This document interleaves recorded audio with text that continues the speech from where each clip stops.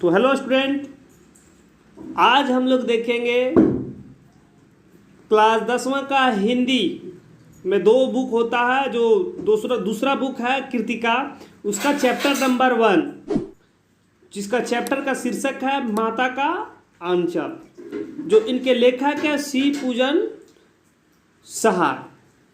तो चलिए हम लोग स्टार्ट करते हैं। स्टार्ट करने से पहले अगर आप हमारे चैनल पे न्यू हैं तो अभी के अभी, जी हाँ अभी के अभी आप चैनल को सब्सक्राइब करें। तो चलिए हम लोग स्टार्ट करते हैं। तो चलिए, जहाँ लड़कों का संग तहाँ बाजे मृदंग, जहाँ बूढ़ों का संग तहाँ खर्चे का तंग। देखिए, जहाँ पे लड़कों का संग होगा वहाँ पे मृदंग एक प्रकार का वाद्य यंत्र है, ठीक है।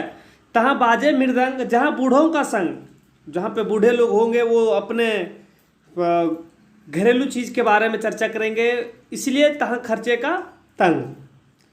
इस श्लोक के साथ स्टार्ट किया है। तो चलिए, हमारे पिता तड़के उठकर, तड़के मतलब होता है आपका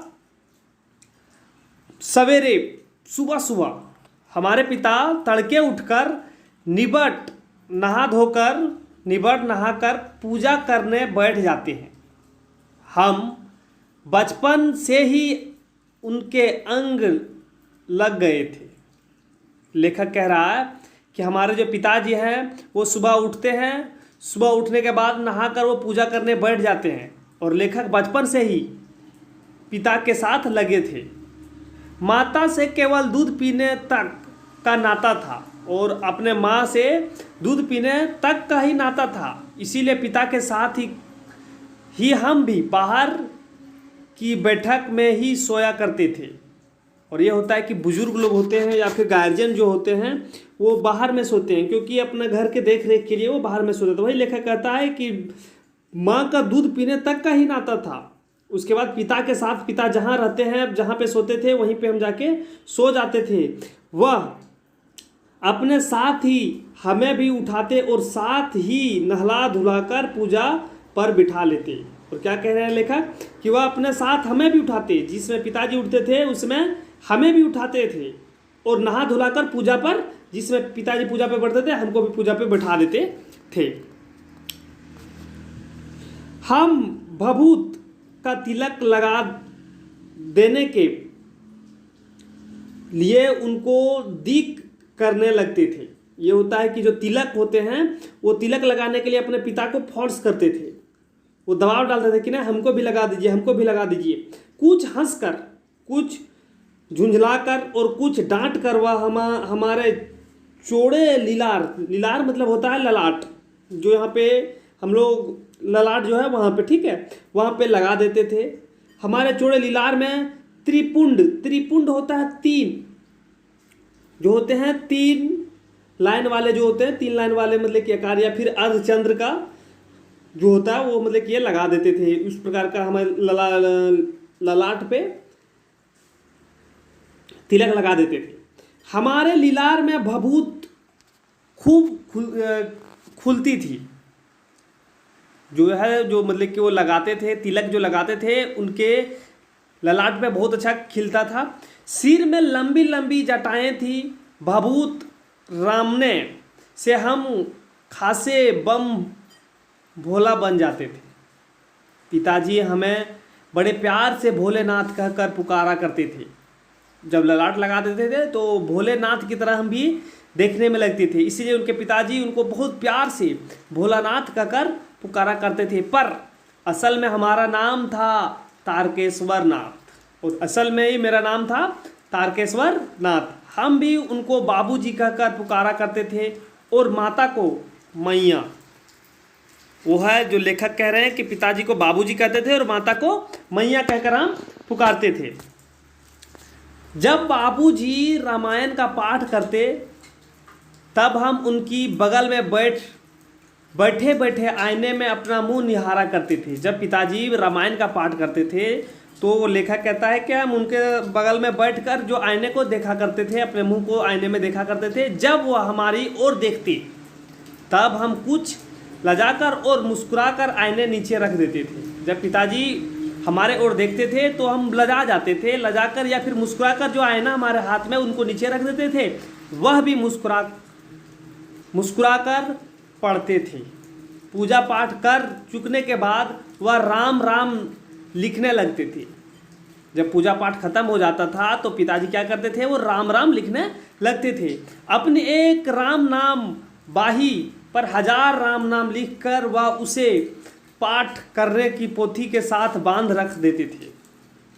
और वो लिखने के बाद, वो 1000 नाम राम का लिखने के बाद क्या करते थे, वो एक पाठ पोथी है उनमें बांध कर रख देते थे। फिर लेखक कह रहा बांध के रख देते थे और फिर क्या करते थे, 500 बार कागज के छोटे छोटे टुकड़े पर राम नाम लिखकर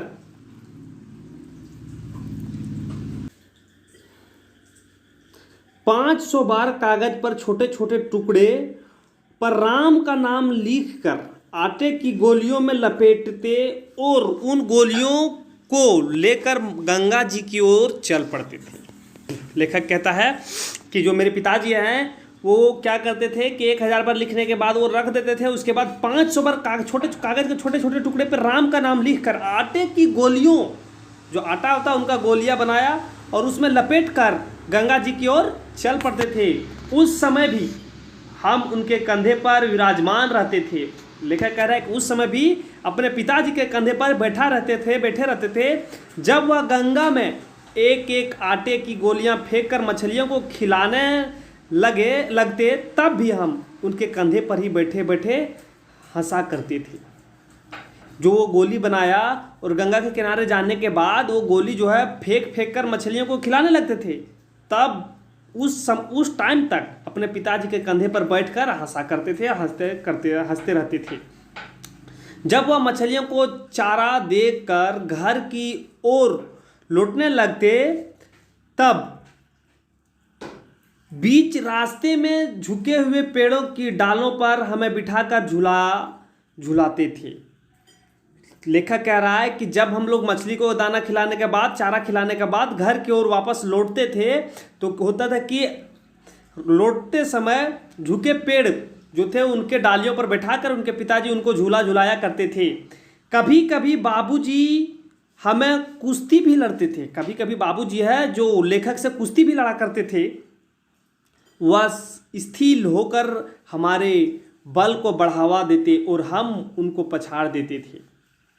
लेखक कह रहा है कि जो हमारे पिताजी हैं वो हमसे कुश्ती लड़ते थे और वो अपने बल को कंट्रोल करके हमारे बल को बढ़ावा देते थे और उनको पिताजी को हम पछाड़ देते थे या उतान पड़ जाते और हम उनकी छाती पर चढ़ जाते थे। और वह क्या होता था कि लेखक कह रहा उतान मतलब पीठ के बल वो लेट जाते थे और हम उनके छाती पर चढ़ जाते थे। जब हम उनकी लंबी लंबी मूछें उखाड़ने लगते तब वह हंसते हंसते हमारे हाथों को मूछों से छुड़ाकर उन्हें चूम लेते थे। फिर जब हमसे खट्टा और मीठा चुम्मा मांगते तब हम बारी बारी कर अपना बाएं और दाहिना गाल उनके मुंह की ओर फेर देते थे। बाएं का खट्टा चुम्मा ओ लेकर जब वह दाहिनी का मीठा चुम्मा लेने लगते थे तब अपनी दाढ़ी या मूंछ हमारे कोमल गालों पर गड़ा देते थे।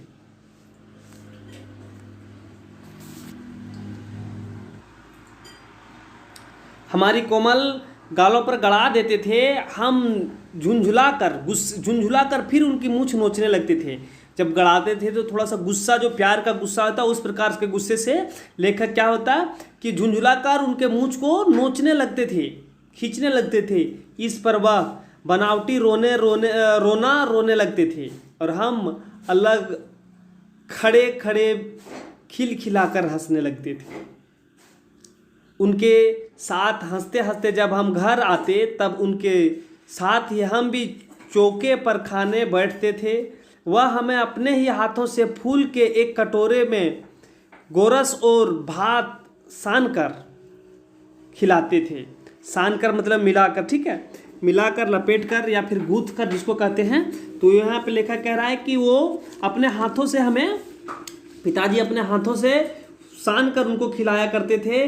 जब हम खाकर अफर जाते तब मैया थोड़ी और खिलाने के लिए हठ करती थी, और जब खाना खाने के बाद उनका पेट भर जाता था तो पेट भरने के बाद क्या करता था कि उनकी जो मैया थी वो मैया उनको खाना खिलाने के लिए उनको थोड़ी सा हट होता है, जो मतलब कि माँ होती है वो हट करती कि नहीं बेटा थोड़ा खा लो, उस प्रकार के हट करते थे। वह बाबूजी से कहने लगती, आप तो 4 दाने के कोरे बच्चे के मुंह में देते जाते। इससे वह थोड़ा खाने पर भी समझ लेता है कि हम बहुत खा गए। आप खिलाने का ढंग नहीं जानते, बच्चे को भर मुंह कोर खिलाना चाहिए। उनकी माँ कहती है, जब खाएगा बड़े बड़े कोर तब पाएगा दुनिया में ठोर। जब खाएगा बड़े बड़े कोर तो पाएगा ठोर, मतलब होता है कि स्थान, अवसर। देखने में खिलखिलाती हुई मर्दू क्या जाने कि बच्चे को कैसे खिलाना चाहिए, और महतारी के हाथ से खाने पर बच्चे का पेट भी भरता है। महतारी मतलब होता है कि माता के हाथ से खाने के बाद बच्चे का पेट भी भरता है। यह कहवा थाली में दही भात शांति और अलग अलग तोता मैना कबूतर हंस मोर आदि के बनावटी नाम से कोर बनाकर यह कहते हुए खिलाती जाती कि जल्दी खा लो नहीं तो उड़ जाएंगे। हम उन्हें इतनी जल्दी उड़ा जाते थे कि उड़ने का मौका ही नहीं देते थे। जब हम सब बनावटी चिड़ियों को चट कर जाते थे तब बाबूजी कहने लगते, अच्छा अब तुम राजा हो, जाओ खेलो। बस हम उठकर उछलने कूदने लगते थे। फिर रस्सी में बांधा हुआ काठ का घोड़ा लेकर नंगा धड़ंगा बाहर गली निकल जाते थे। ये बचपन का ही होता है कि बचपन में इस प्रकार की कहानी होता है। फिर यहां पे बोला जा रहा है, लेखक कह रहे हैं कि जब मैया हमें अचानक पकड़ पाती तब हमारे लाख छटपटाने पर भी एक चुल्लू कड़ुआ तेल एक सरसों का तेल है, ठीक है, कड़ुआ तेल हमारे सिर पर डाल ही देती थी और हम रोने लगते, और बाबूजी उस पर बिगड़ खड़े होते। पर वह हमारे सिर में तेल लगाने के, बोथना मतलब लगाना डालना, बोथ कर हमें उबट कर ही छोड़ती थी। जब ये तेल डालती थी और फिर ये मतलब कि लगाने के बाद पूरा तेल, जिसको हम लोग कहते हैं कि मिलाने के बाद ही छोड़ती थी। फिर हमारी नाभि और लीलर में काजल की बिंदी लगाकर चोटी गूंथती और उसमें फूलदार लट्टू बांधकर रंगीन कुर्ता टोपी पहना देती थी। जो ऐसा होता है कि बच्चे से प्यार करते हैं माँ तो मतलब कि उनको बच्चे को सजाएंगे ही, तो वो सजा देते थे। एक बच्चे को जिस तरह से अभी सजाया जाता है उस तरह से सजा दिया जाता था। और फिर कहता है कि हमें खासे कन्हैया बनकर बाबूजी की गोद में सिसकते बाहर आते थे। यह है कि जब बच्चे को जब पहनावा ओढ़ावा करते हैं, फिर उनको जब काजल लगाते हैं, तेल लगाते हैं, तो बच्चे रोने लगते हैं। वही है कि जब सब उनको कन्हैया बनाकर, कृष्ण बनाकर जब बाहर निकलते थे बाबूजी की गोद में सिसकते रोते ही बाहर आते थे। बाहर आते ही हमारी बाट जोहने वाला बालकों का एक झुंड मिल जाता था। हम उन खेल के साथियों को देखते ही सिसकना भूलकर बाबूजी की गोद से उतर पड़ते और अपने हम जोलियों के दल में मिलकर तमाशे करने लगते थे। और जब उनके साथी जब खेलने के लिए आते थे, खेलने का झुंड जब देखता था, बच्चों का झुंड देखता था खेलते हुए, तो बच्चे का मन करने लगता था कि हम भी खेलें, और वह खेलने के लिए चल जाता था और बाबूजी के गोद से उतरकर अपने साथियों के साथ चल जाता था। तमाशे भी ऐसे वैसे नहीं, तरह तरह के नाटक, जो तमाशा बच्चे लोग करते थे कि वैसा ऐसा नहीं, तरह तरह का नाटक क्या करते थे। चबूतरे का एक कोना ही नाटक घर बन जाता। बाबूजी जिस छोटी चौकी पर बैठकर नहाते थे वही रंगमंच बनाती, उसी पर सरकंडे के खंभों का कागज का चौंधुआ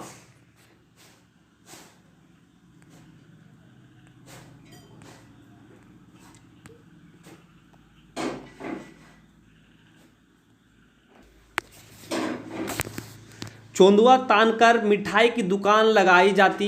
चौंधुआ मतलब ये होता है कि चौंधुआ मतलब हो गया आपका समियाना, छोटा टाइप का जो समियाना होता है, या फिर हम लोग देखते हैं कि मेले वेले में जो जिस प्रकार के चादर लगाकर मिठाई उठाई बेचता है, उस प्रकार का समियाना तानकर दुकान लगाई जाती। उसमें चीलम के चीखों पर कपड़े के थैलों